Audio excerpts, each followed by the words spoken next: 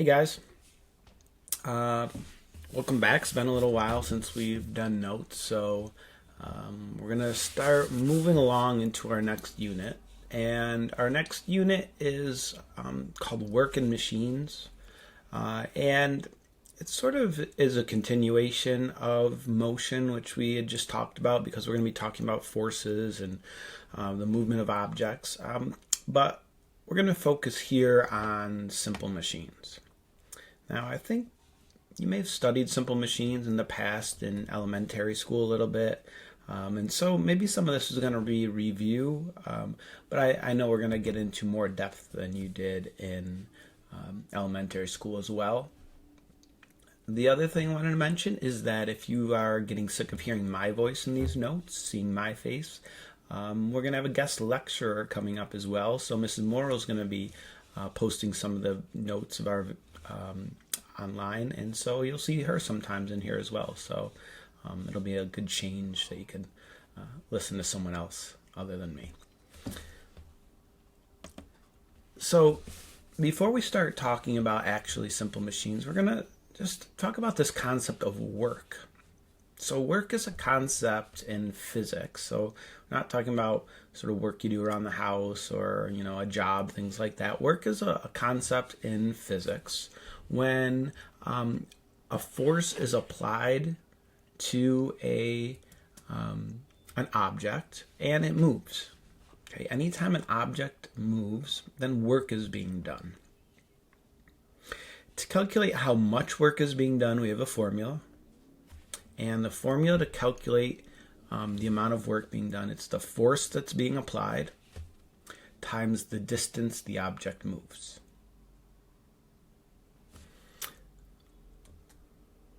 Okay, we abbreviate W equals FD, like those two letters in combination. So as an example, if you push a box and you have to apply 10 newtons of force to it, and the box moves 8 meters, we can solve the problem and figure out how much work has been done. We write our formula, substitute in our measurements, calculate our answer. 8 times 10 is 80. Newtons times meters. Remember, what we do with our numbers, we do with our units. So it's newtons times meters. But we actually have another unit that we use. Okay, the unit is called joules, abbreviated with a capital J, and it's named after a 19th century English physicist. I think it's James Preston Joule. And so a joule of work is done when 1 newton is used to move an object 1 meter. That's the definition of a joule. So that unit applies here. We have newtons and we have meters, and so that's 80 joules of work has been done. So we're going to spend most of this unit talking about the simple machines. And when we talk about a simple machine, we are talking about a device that helps to do work in a different way. Okay, and a simple machine doesn't change how much work is being done, but it can alter how that work is done. And this will probably make more sense as we start talking about the simple machines and go through the examples. But we'll just sort of define it now, is that simple machines are devices. They can transform your energy so that the energy, the force that you apply in one place is applied in another place. Okay, they can transform energy from one form to another. Simple machines can multiply the force that you are applying. They can change the speed of an object. They can change the direction of a force. But the key thing to remember is they don't actually change the amount of work being done. And so that may not make sense right now. If I'm telling you that a simple machine can multiply your force, well, doesn't that mean you're going to be doing less work because you're applying less force? And the answer to that is no. And you'll see why in a minute. When we talk about simple machines, one calculation that we can make is how much does this machine help you? We call that the mechanical advantage. And there's two types of mechanical advantage that we use when we're talking about simple machines. They are called ideal and actual mechanical advantage. We abbreviate them often AMA for actual mechanical advantage and IMA for ideal mechanical advantage. So actual mechanical advantage is just what the name says. It's telling you how much does this machine actually help in real life. Okay. And it's actual mechanical advantage because it takes into account friction that is always present. Okay.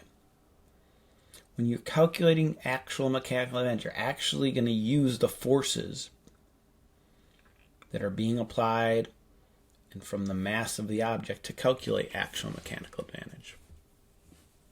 Ideal mechanical advantage is a little bit different. It is sort of the idealized help that a machine is giving you if there were no such thing as friction. Now we know that there is such thing as friction, but ideal mechanical advantage tells us how much would this help you if there were no friction. Typically when we're calculating ideal mechanical advantage, we're using distances in the calculation. And again, mechanical advantage will make more sense when we actually talk about some of the machines. So here are the formulas that we use to calculate these different types of mechanical advantage. The formula for actual mechanical advantage is what we call the resistance force divided by the effort force. And let's talk about what these variables mean. So resistance force, RF, is basically the weight of the object that you're trying to move using this simple machine. The effort force, you could probably guess, is the force you have to apply to actually move that object.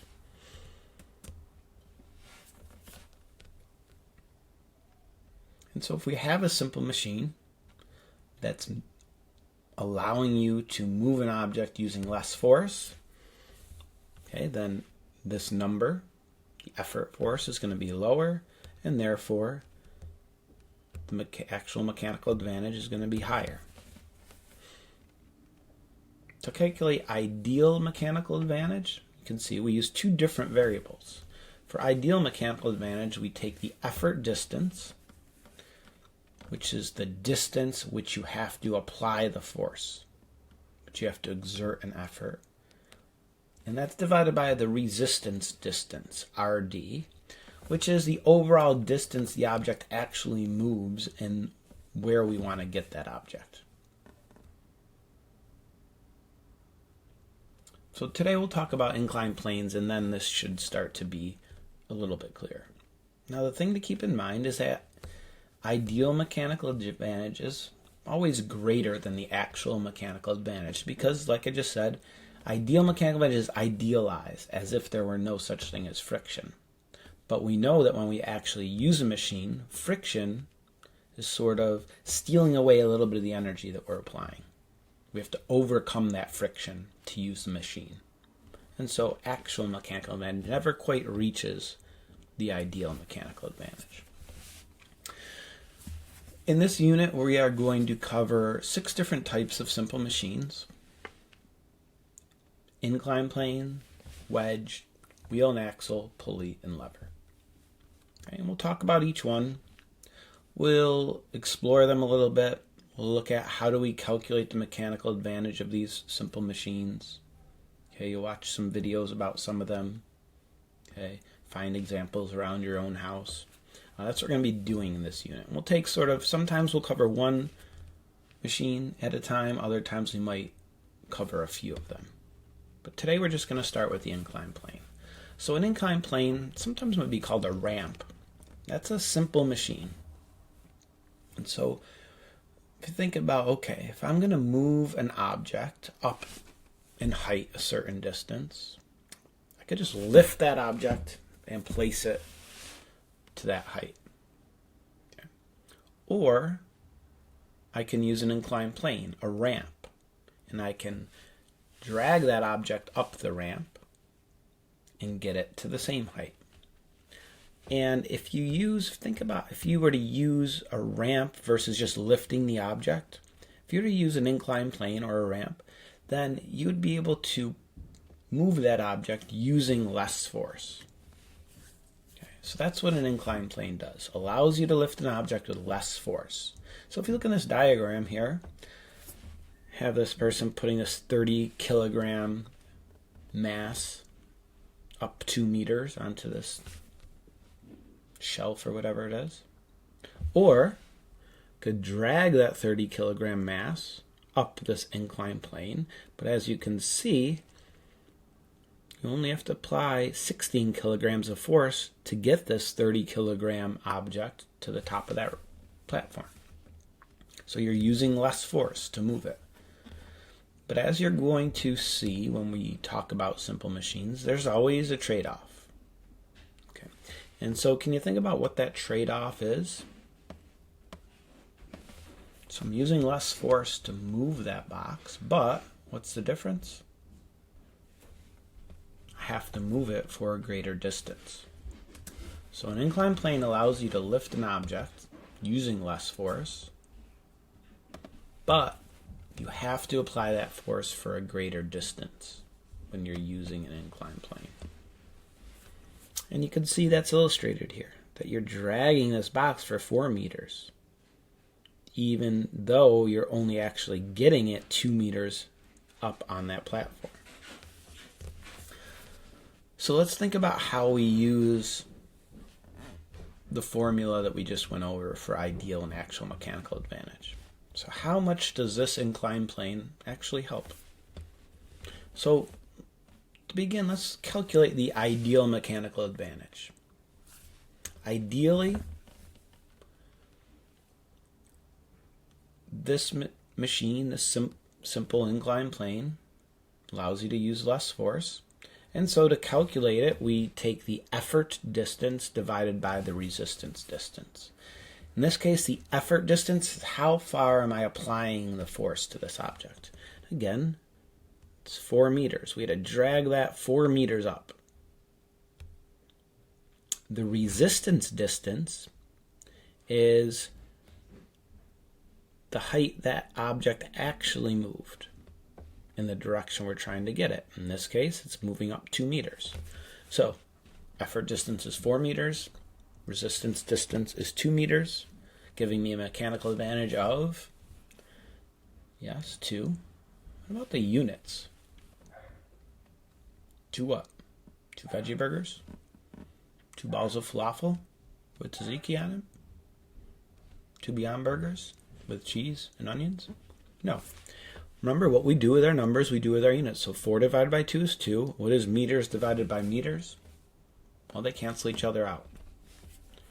Mechanical advantage does not have a unit with it.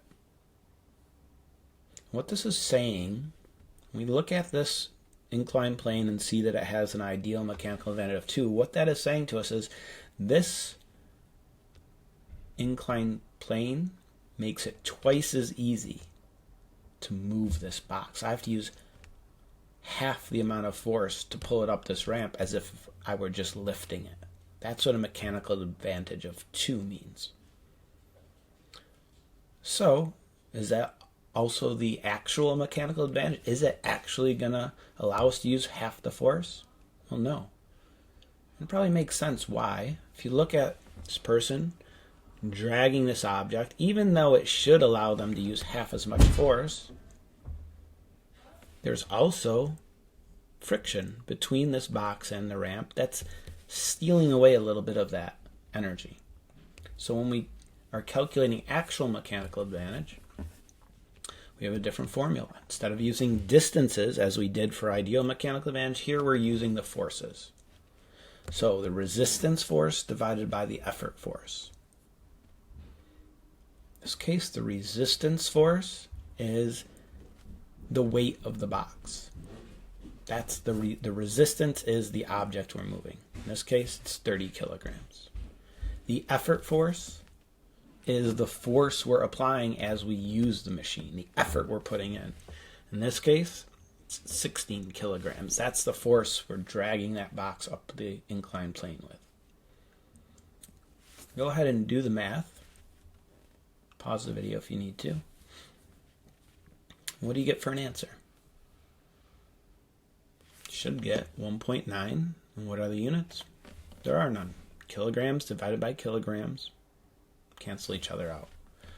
So what this is saying is that even though ideally, if there were no friction, this inclined plane would make it twice as easy to move that object, it actually helps 1.9. It's not quite twice as easy. And that's because of friction.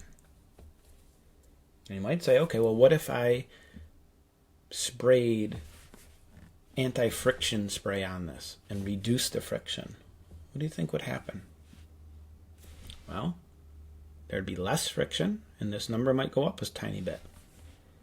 What if I made this out of carpeting, where there was a lot of friction? Well, I would have to exert more force. Okay, and the force I'm applying would go higher, and therefore the mechanical advantage would go lower. So the more friction there is, the bigger the difference between the ideal and actual mechanical advantage. So, all right, where do we see inclined planes? Well, we see them all over. And you probably maybe didn't think about them in this way. Obviously, a ramp is an inclined plane, okay? Where instead of just lifting objects into the back of this truck, you can move them up this ramp and use less force. But again, there's that trade-off. You have to move this box over this longer distance here versus just lifting it and putting it up on the truck. Here we see another example.